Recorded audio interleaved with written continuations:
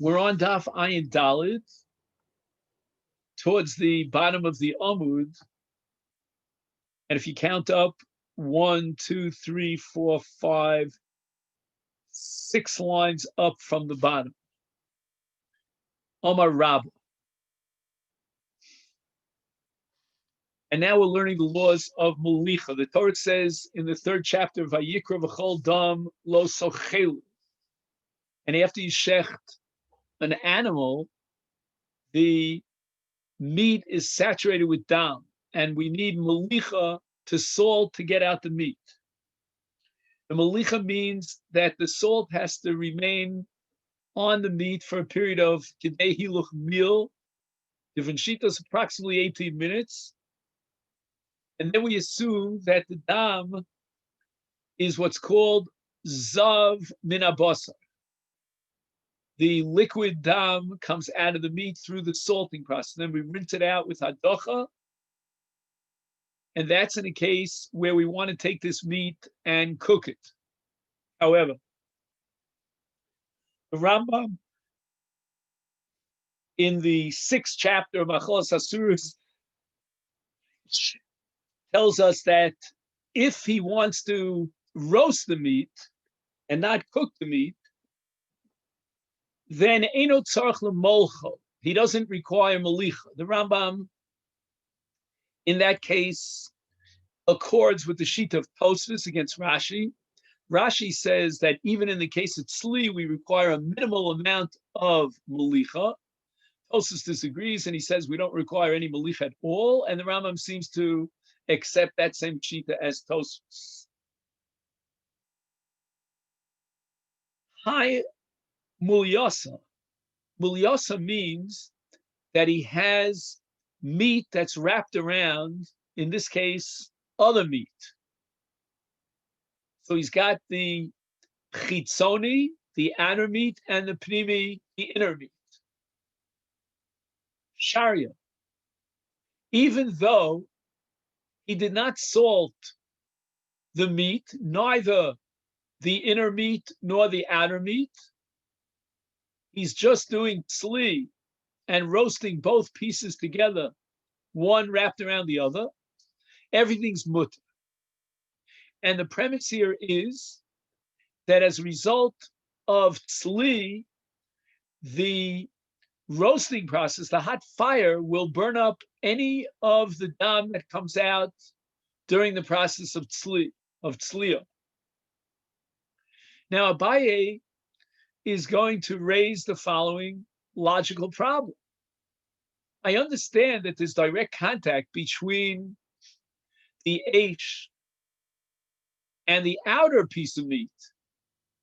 But what about the dam that through the heating process, without a direct contact with the H, is going to be polate its dam, and that dam is going to be absorbed by the outer piece of meat? And Abaye's assumption is that although the tzli process, the H, is capable of removing the dam from that piece of meat which comes in direct contact with the H, but as far as the inner piece of meat is concerned, the dam will start coming out of be polate.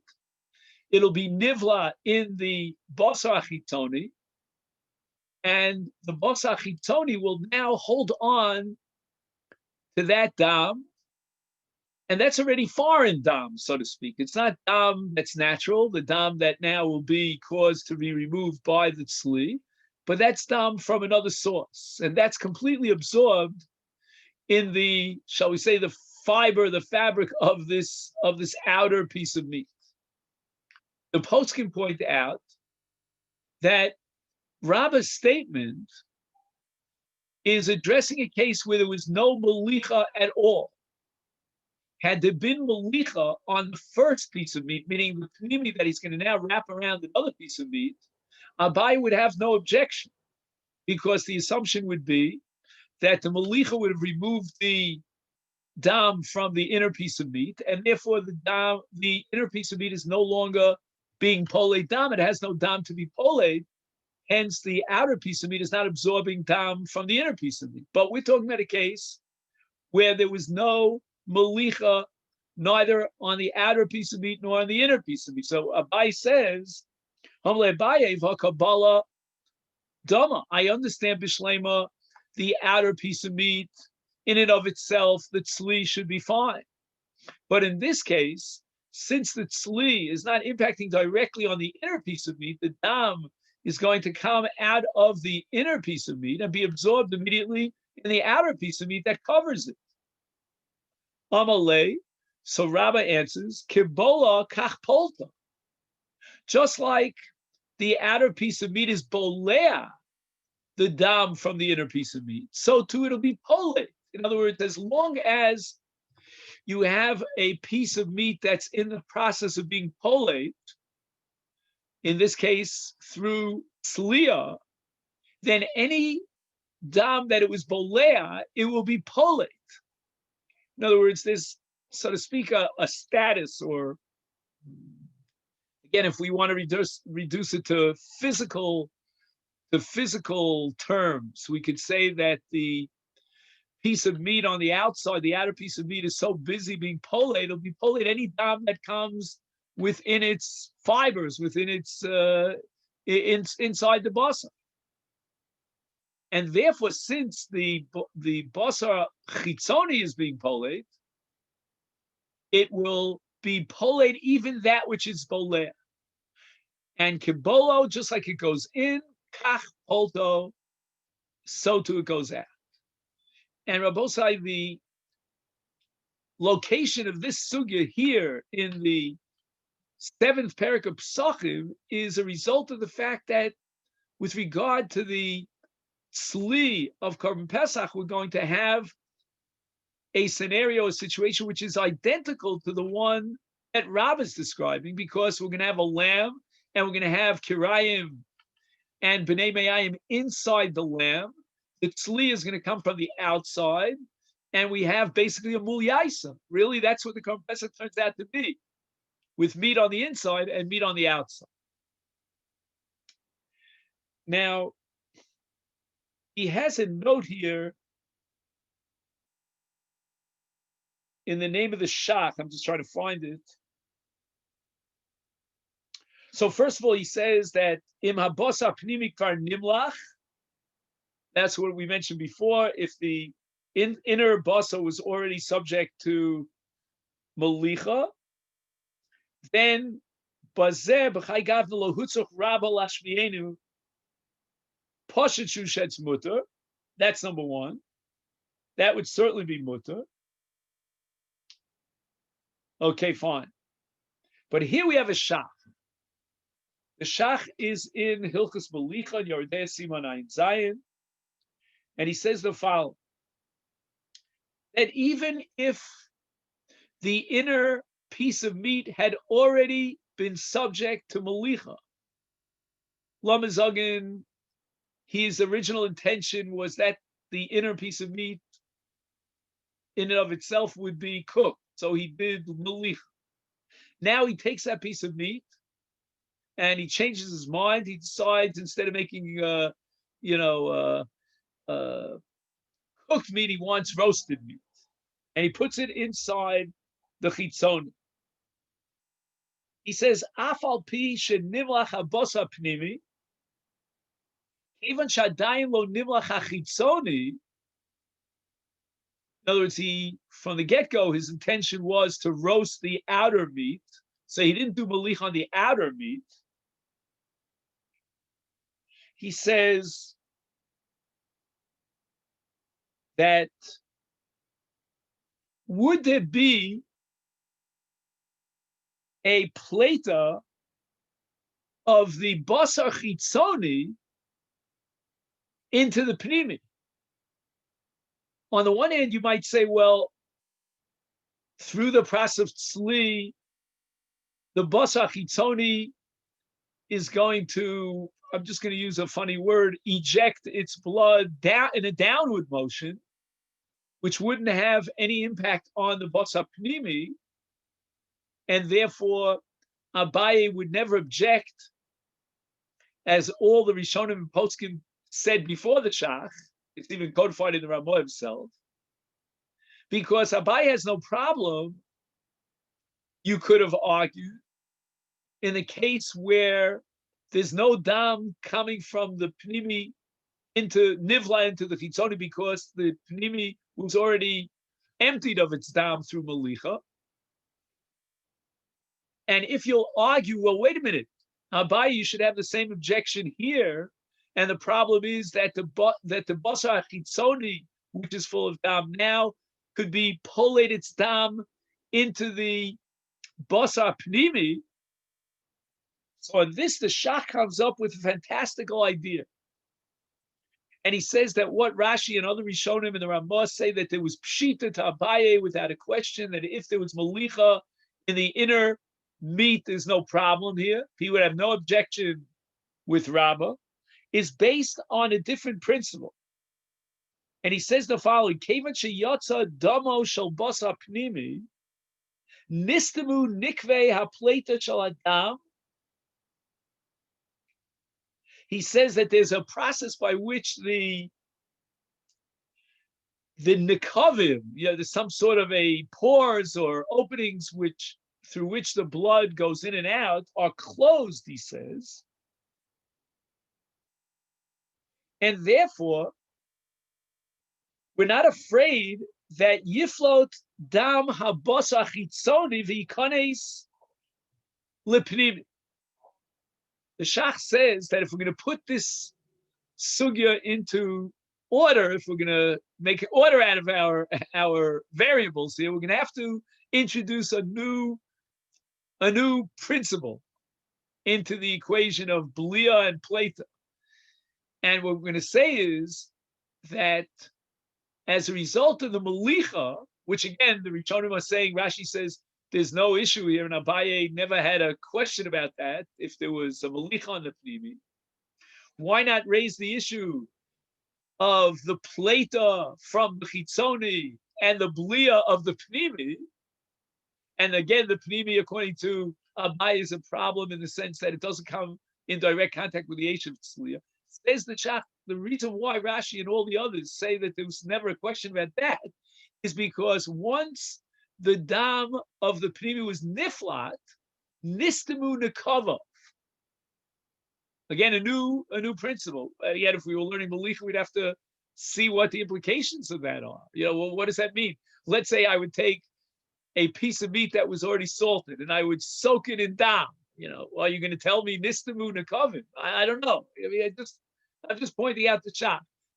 The Shach says that we have no problem if the chitzoni is being poled, and don't raise the issue that maybe the pnimi is now being bolea from the chitzoni, because once the pnimi has been subjected to malicha nistemu nekavim. All right. Now, this principle of Rabbah, of Kibolo Kachpolto, is going to now be the subject of our Mishnah in Pesachim. Nema Misayel. Let's try to prove the underlying principle of Rabbah from our Mishnah. The Mishnah says, no senes krav espinei me'av l'socho. According to Rabbi Yossi Aglili, we're going to take the innards and the legs of the lamb, and we're going to place them back inside the halal, the empty space that it created when it vacated into that halal. And now we're going to roast the korban pesach, and this is the way we fulfill the mitzvah doraisa of tzliach. My timer. How can we allow such a thing? There was no malicha. The Gemara is going to prove that there was no malicha. And therefore, you can raise Abaye's objection that, wait a minute, the dam from the pnimi, meaning in this case the kirayim and the pnimi yayin, is going to be polate and nivla into the chitzoni. And the answer must be, lav mishum damrina kibolo palpolto. That the basar chitzoni, to the same extent that it's bolea the dam from the pnimi, from the kirayim, etc., is now going to be polate that dam. So the dam goes in and it goes out. Amri, the Gemara says no. The Gemara rejects the proof from our Mishnah to support Rabba's principle of Kibbola Kachpolta. Now, what we're about to embark upon is an entire series of situations, of scenarios in which the Gemara is going to establish that there's no problem of blias dam, but not because of Kibbola Kachpolta. And every single case that we're going to get to, the Gemara is going to come up with another reason why there's no bli of dam,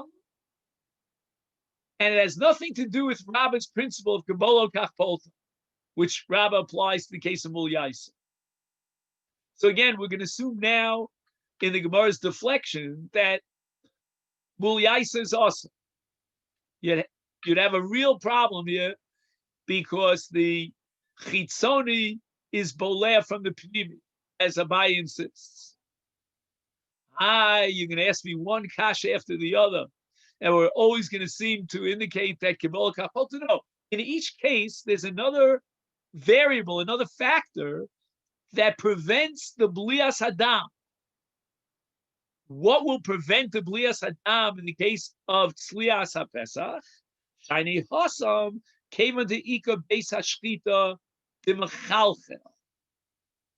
What happens is that after the shchita, the area of the beis hashchita is open, and the dam will flow. If you take a look on Amid Beis, Meidav Daivi.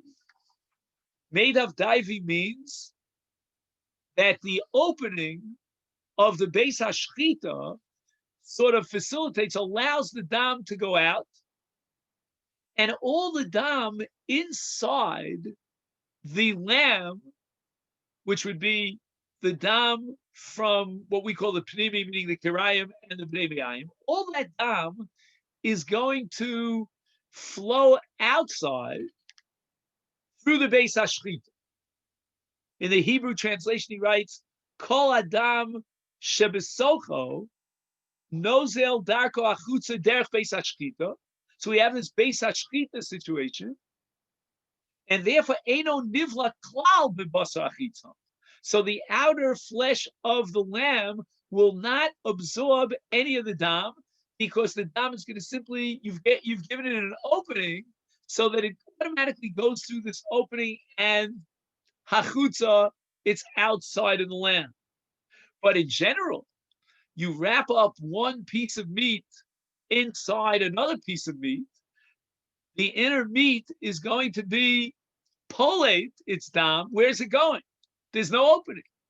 It goes directly into the basar achitzoni, which is now being bolei dam.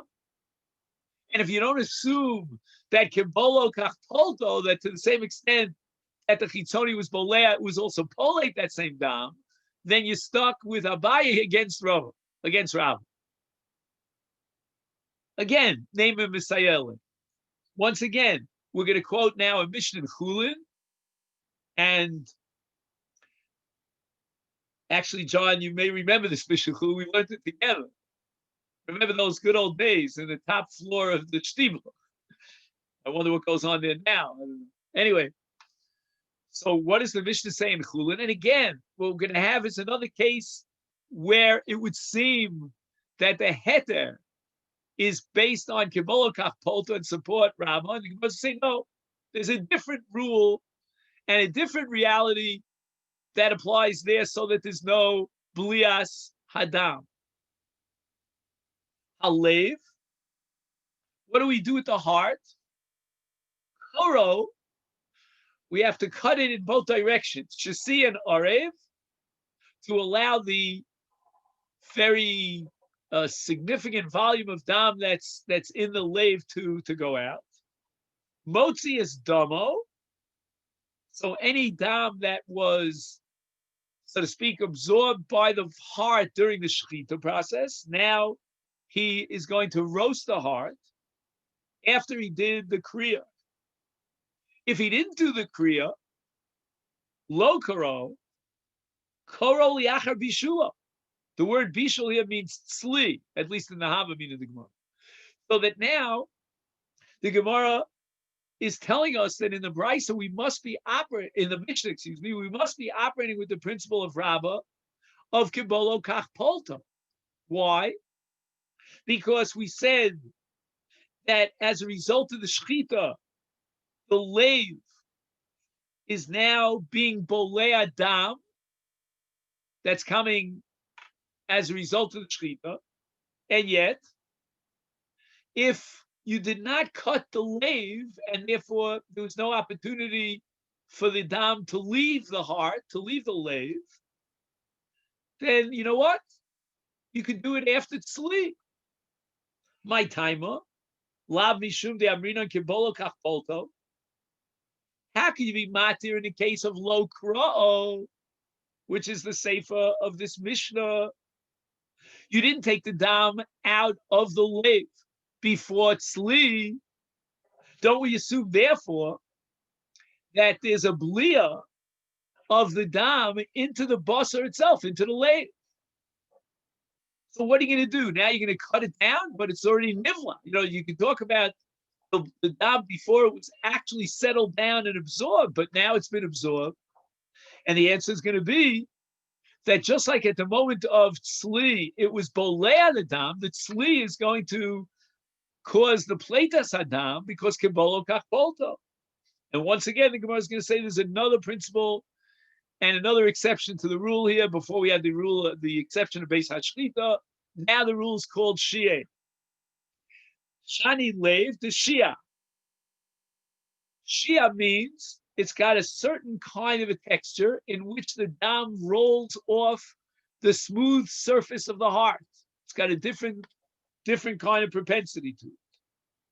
In the Hebrew, he says Shia means chalak. It's smooth. The eno bolea min adam. So whatever dam now is konus betocha lev is gathered in the lev, it'll never be absorbed.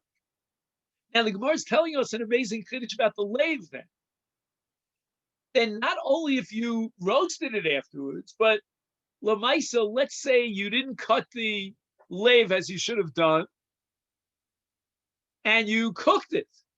It would be mutter. You'd be allowed to eat the lev.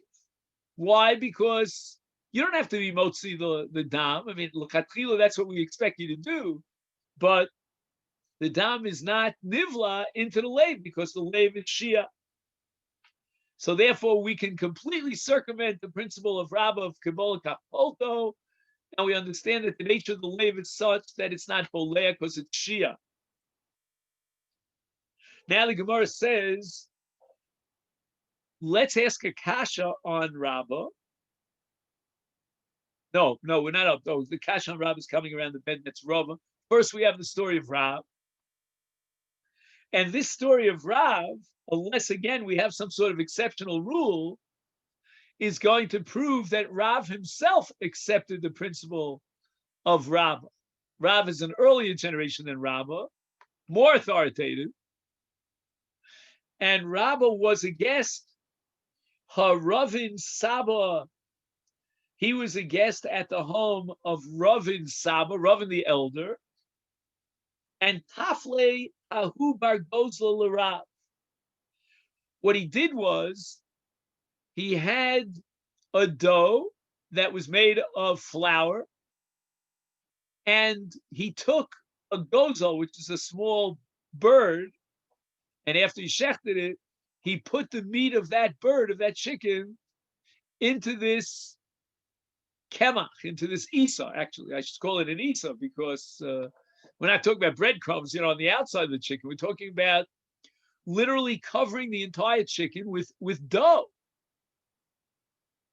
So Rav turns to Ravin Saba and he says to me, Male tifle, do me a favor, taste it.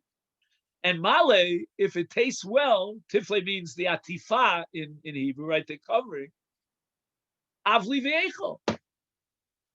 You taste it first. If you like it, I'll eat it too. But in any event, how could he eat this meat that was not salted? And even if it was subject to tzliya, Now watch what happens over here. We've got batzek that covers the unsalted meat, or in this case, the chicken. And the dam is now going to be polate from the gozel, from the basar oaf, and be absorbed by the batzek, by this dough. And therefore, the batzek itself should be asur because it was bolei dam, unless you apply the following principle. That through the tzliya process, by roasting this, Rashi calls it a pashtida, that means anything that has dough that covers something inside of it, is the tzliya causes a plata of the dam, and the dam is going to go into the batzek and out of the batzek. There'll be a blia process in which the chicken now gives off its dam into the batzek, and now the batzek in turn will be polate that which is bolea. So the Gemara says that it all depends on the dough, or more precisely on the flour that was used to make this dough. And again, introducing another variable. Hahi bismida demifrir. Now, the word demifrir is a Hebrew word, and it means to crumble, litporer. Now, smida is a type of flour. It's what we call fine flour or soles. If you make a batzek out of soles, then its nature is such that it's mifrir, mitporeret. Now, for some reason, I know, I have just a vague sense of the physics over here, so to speak. A batzek which is so crumbly, and again, there are implications here in Hilchas Brachos. We have something that's nifrach, if you've ever heard of that. It's a nifreches. The question is whether it's a pasaba bekistin or not. All sorts of different dinim that apply. But here in our context, as far as the dam is concerned, the dam doesn't get stuck. It's not trapped in the batzek. If the batzek is made of fine flour, because then it's one of these crumbly kind of things, and the H is able to remove the dam. However, if Ravin Saba would have used regular flour, not fine flour, then it would not be polate the dam that was nivlabo. The batzek would be a very solid substance, and the dam would get trapped in that solid batzek. But here we're talking about a different kind of a batzek. It's called smida de mifrar, and because it's so crumbly and so soft, the dam is nifla. Now we're going to tell a story about Rava that's going to upslug Rabba. That Rava did not accept the principle of Rabba of Kibodo Kachboth. But Rabba ikla Beiresh Galusa Vitaflu Le, again that word taflu, which we said was atifa, to cover bar avza, some sort of a duck. So it was a duck that was again surrounded by a dough. There was no malicha of the basar, the avza, before the tzli. And Omar Rava says, I'm not going to eat it unless. In other words, Rava is going to do a test, a kind of a scientific lab test. And through this test, he is going to determine that for sure the Botzik was not Olea the Dam. And the Gemara is going to dayik that Rava, if not for the results of that test, would not have agreed to eat this avza that was surrounded by a Botzik. So Rava declares the following: Ilo de chazise, I look at the liquids, what we call the rotev, and all that rotev that was absorbed by the botzik. Usually rotev will have some sort of a reddish color to it because the botzik was bolei dam from the basar. But the zig kizuga chivra, the botzik was absolutely white, like white glass. And therefore, because it was clear and there was no redness to it, I knew for sure that this botzik was not bolea dam from the avza. But if I wouldn't have found the results of that experiment and the dough looks exactly white like it was before it was used as a covering for the avza, lo achli minei, I would not have eaten it. Now, wait a second. What do you mean you wouldn't have eaten it? Don't you accept Rava v'isal kedaita? Kibolo kachpolto. Why does Rava need to restrict his heter? And he has to see the results of this lab test, and he has to guarantee that the botzik is completely white. He says, "My iriki zig, afiliki lo zig, even if it's not that clear white color, nami."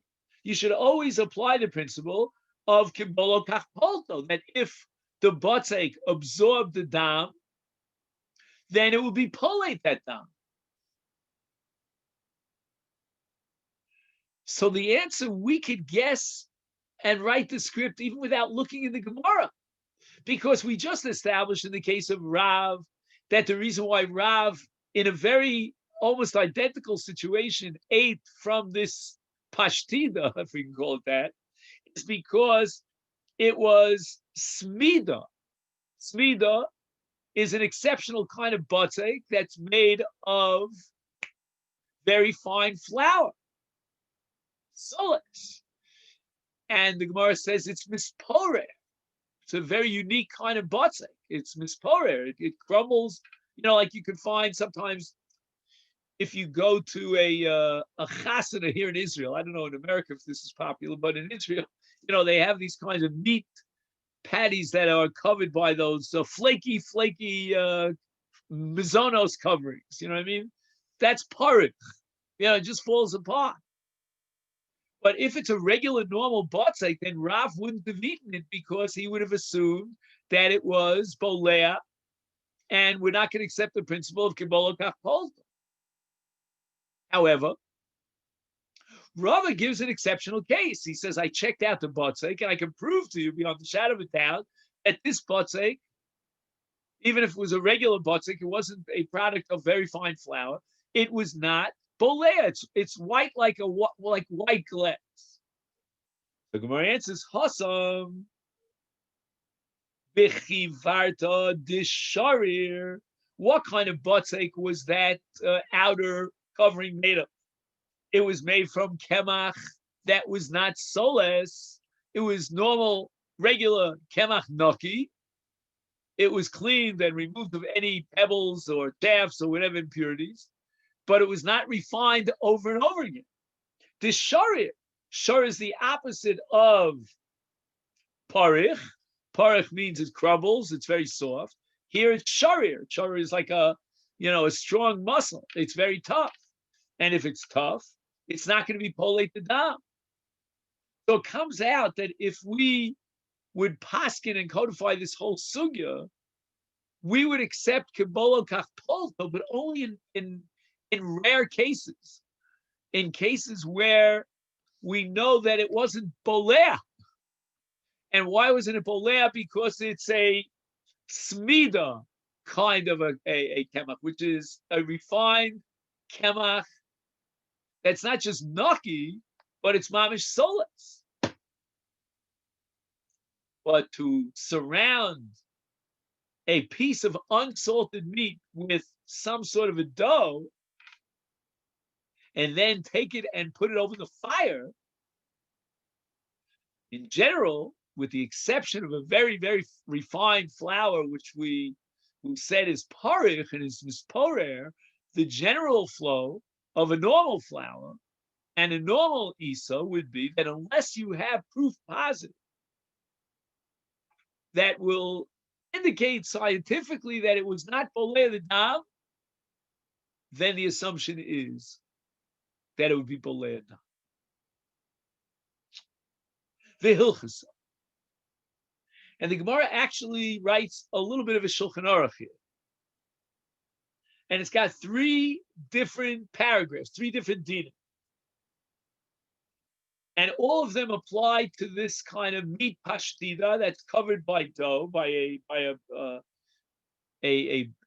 dough that was roasted.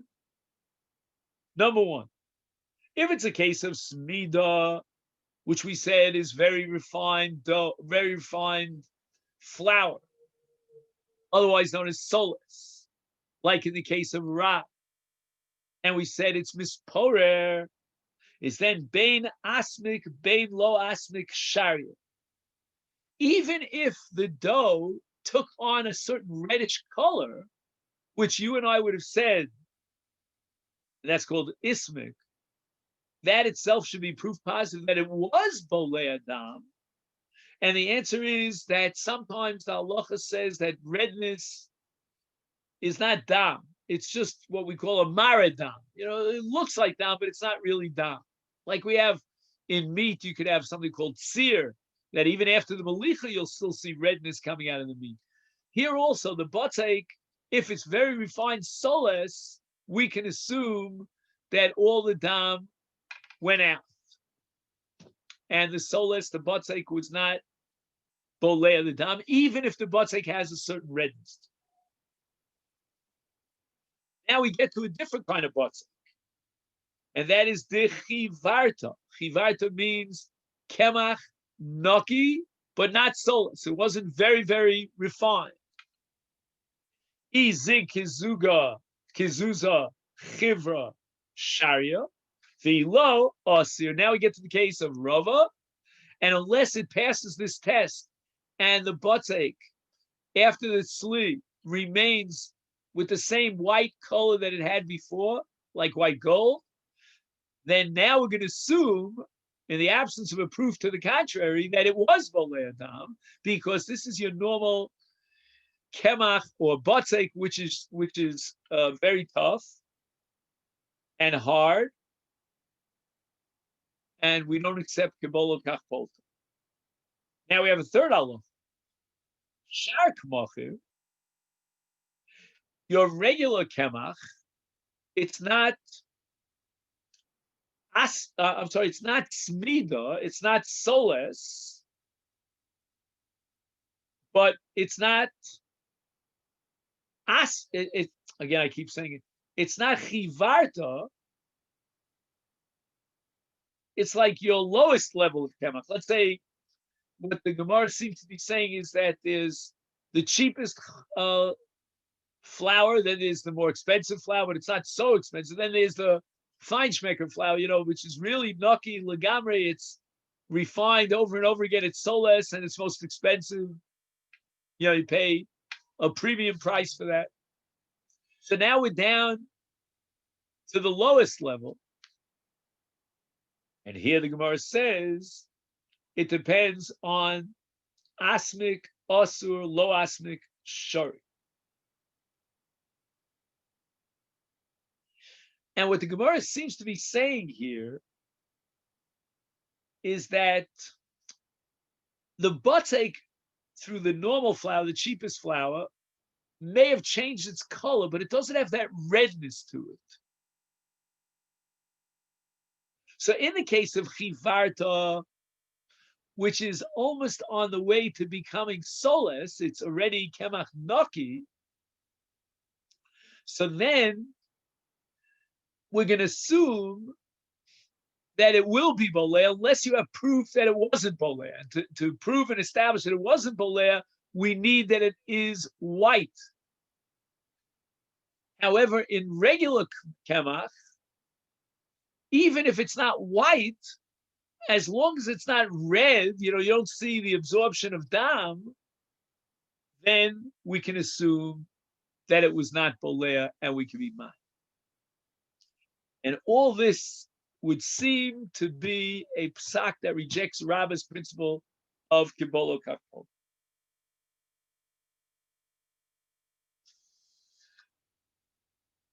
Now, Rabbah had said that mulyaisa is mutter, so you had a filling of meat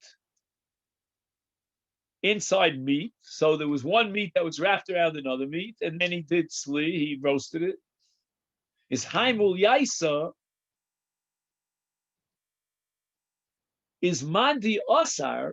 Abaye, if you remember, was the dissenter, and he held that the outer basar was in fact bolei adam from the inner basar, which it was not polei.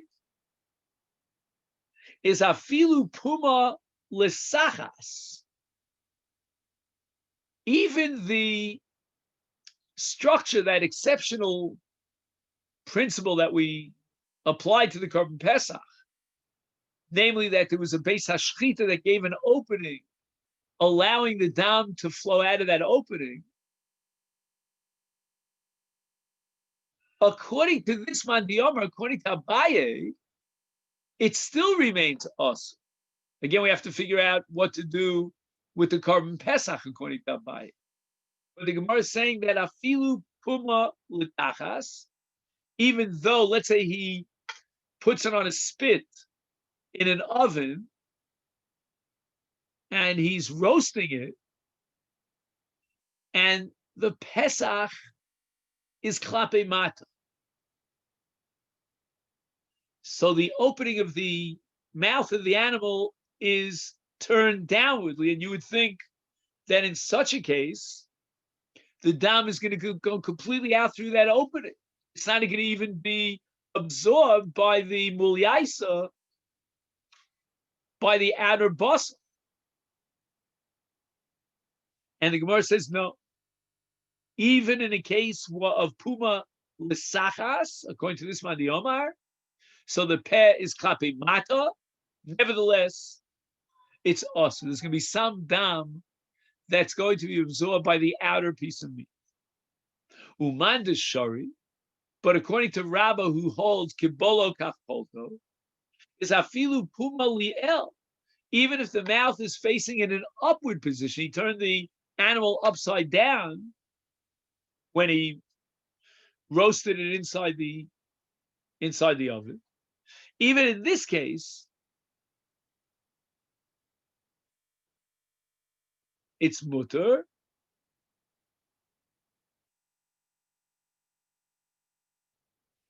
And the chiddush is that there's no opening to allow the dam to flow out of that opening.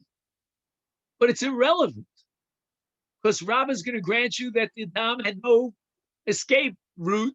It went directly into the basar achitzoni, but nevertheless, kibolo kachpolto. And the dam through the tzliya process, even the dam that was nivla by the basar achitzoni from the basar pnimi, is polei achutza. V'hilchasa. What's the bottom line out of we paskin? Mulyasa shari afilu pamuliel. The Gemara is paskin like Rabbah. We're accepting the principle of kibolo kachpolta. And he writes in the note, Kach, Posku Ashulchan Rosh, Bashulchan Aruch, Shemul Yaisa, Muteres, Afilu Pio Lamala.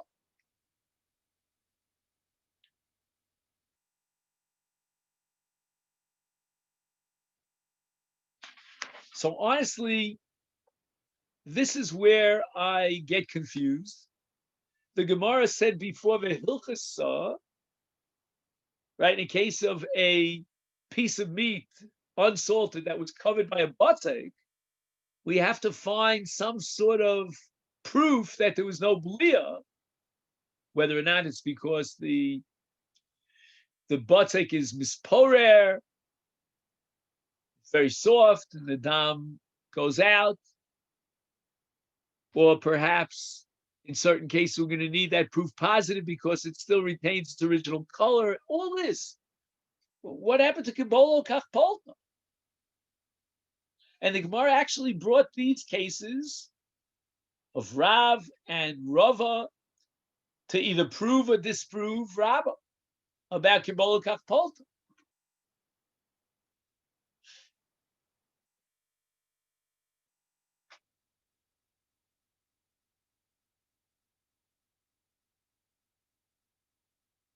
So again, I'm just going to suggest an answer. Obviously, what I'm telling you now is libo. I mean, I'm going to have to try to see if I can find in the Mefarshim somebody who takes us at least somewhat down this line that mulyaisa lechud and batzek lechud, meaning in the case of batzek, there's no natural substitute for malicha, so to speak. In basar, we have a substitute for malicha. The Torah recognizes that sli can replace malicha. And we mentioned that according to the Rambam and Tosfos, that means no malicha is necessary at all. So the power of the eish when it roasts the meat is to suck up any dam and pull it out if it was absorbed, and that's called kibolo kachpolta. Not so in the case of batzek. The Gemara's final psak in the case of batzek is that kibolo kachpolta is questionable. We're not rejecting kibolo kachpolta. We certainly accept it, and I'll prove it to you. Of course, the Gemara says mul yaisa shari, which was the entire principle of Rabbah based on kibolo kachpolta. So la'alocha we're accepting Rabbah, but the answer is we're accepting Rabbah in the case of mul yaisa, where the meat surrounds another piece of meat. We're not going to accept Rabbah in its entirety, at least, as an absolute. In the case of batzek that surrounds meat, because the batzek will naturally be bolea, and we don't know for sure that once there's a belia, the dam will be removed by tzli. Because as I said before, tzli has a natural impact on basar, but not necessarily on batzek. And basically, from a batzek perspective, who cares whether you did bishul or you did tzli? It's all the same. There's no special power of tzli to remove the dam that's already bolua in the batzek. Unless one of two things happen. Either we can do a scientific test that will absolutely convince ourselves that there was no blia of dam in the batzek, or we have a very holy batzek. It's full of holes, it's full of crumbs. And the dam that is absorbed into that batzek, because it's made of soles, is going to go through the pores and will not remain in the batzek. But that's what I have so far. Now the Gemara is going to go into detail about various parts of the animal. And, when you cut up the meat after shechita, you have different parts and segments. And the Gemara is going to quote a machlokas here between Rav Acha and Ravina. And then the Gemara is going to analyze, what do we do in a machlokas between Rav Acha and Ravina? Who wins? So first we have the case of umtza, which is simply he cuts off a steak, a piece of meat, and it's absorbed with dam.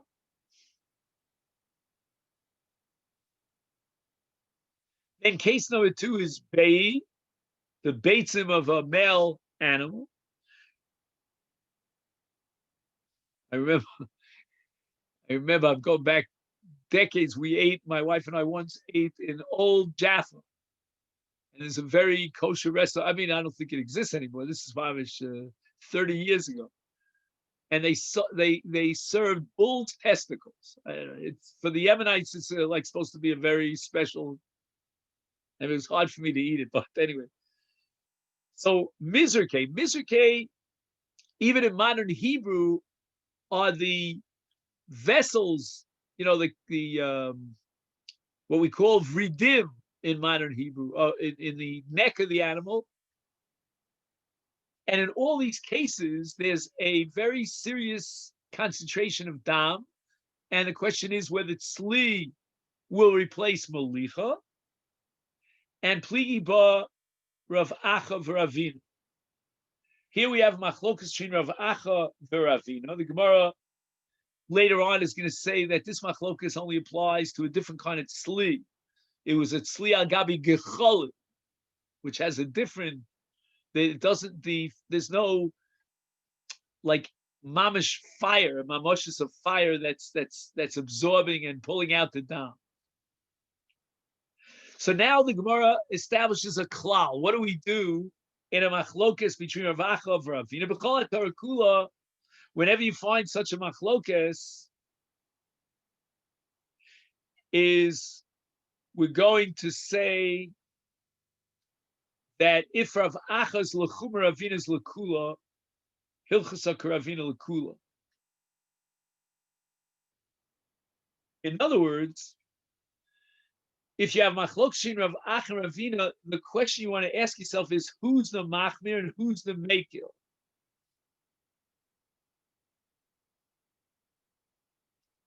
Is Rav Acha, if he's the machmir and Ravina's the mekil, is hilchasa kiravina lekula?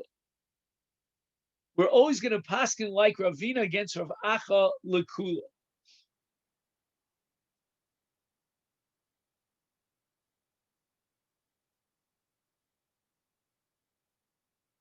Now, in the footnote, he quotes a Meiri.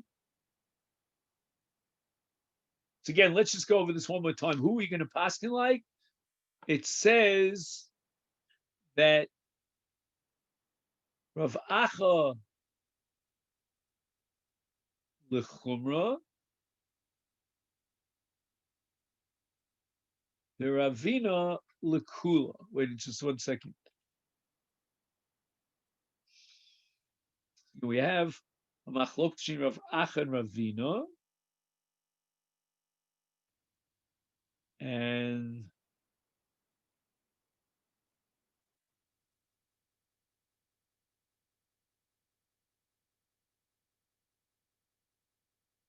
the Gemara says b'chol Torah kula. So what do we do in this case? What do we paskin like?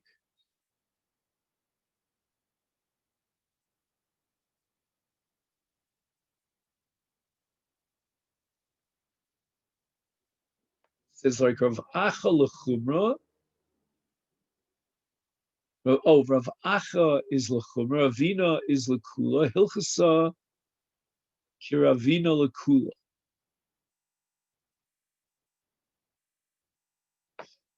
So the Mimi writes, klal ze eno ela kishalo nizkar mi machmir mi mekir.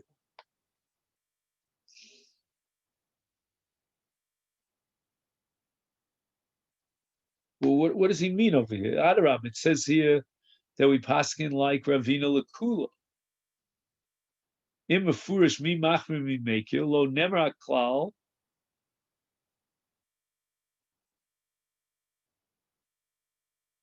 Just not sure how the Miri is reading the words of the Gemara.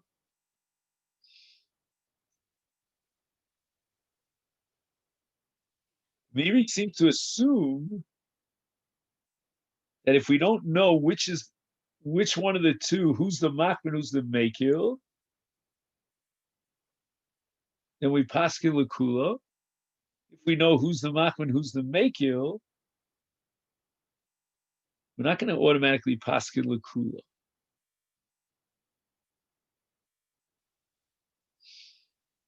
Lebar mehani plus, the Rav Acha lekula, Ravina lechumra. So we have these three cases of umta, bei, umizriki, and the hilchasa kerav Acha lekula.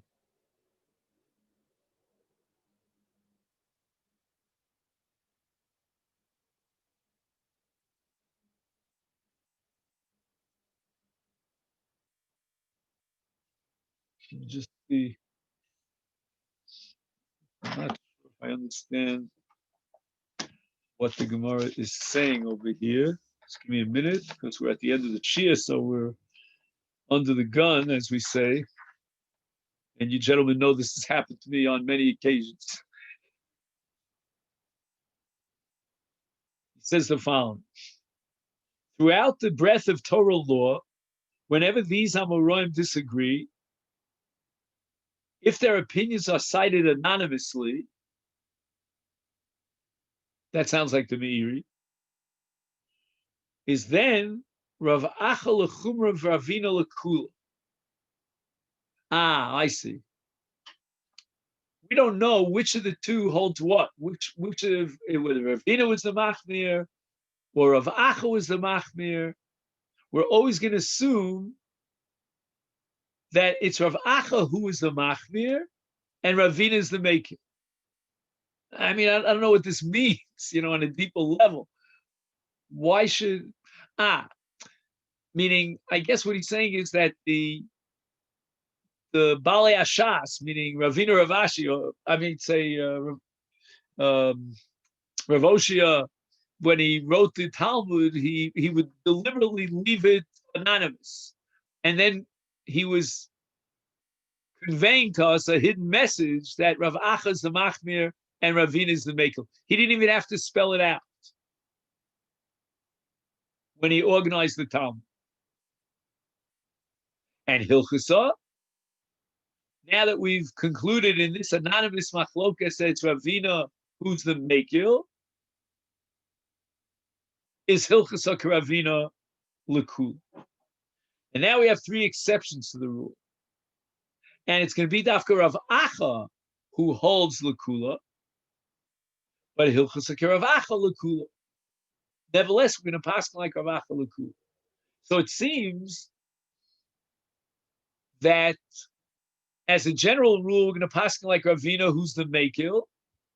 And even if Lu Yitzuyur, it's Rav Acha who's the Machmir. I'm sorry, Rav Acha is the Machmir, Ravina is the Rav Acha is the Mekil, and Ravina is the Machmir. We're going to pass like Rav Acha. And it's always going to be Lekula. So it comes out that in all these three cases, the Sliya will substitute for Malicha. We don't need Malicha. And now at this point, the Gemara is going to go through these three cases, and I think that will leave Emir Hashem for tomorrow.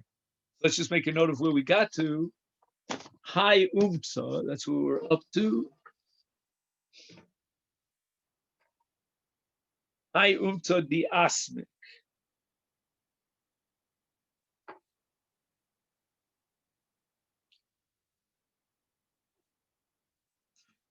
And then, wish everyone a great day. Thank you so much.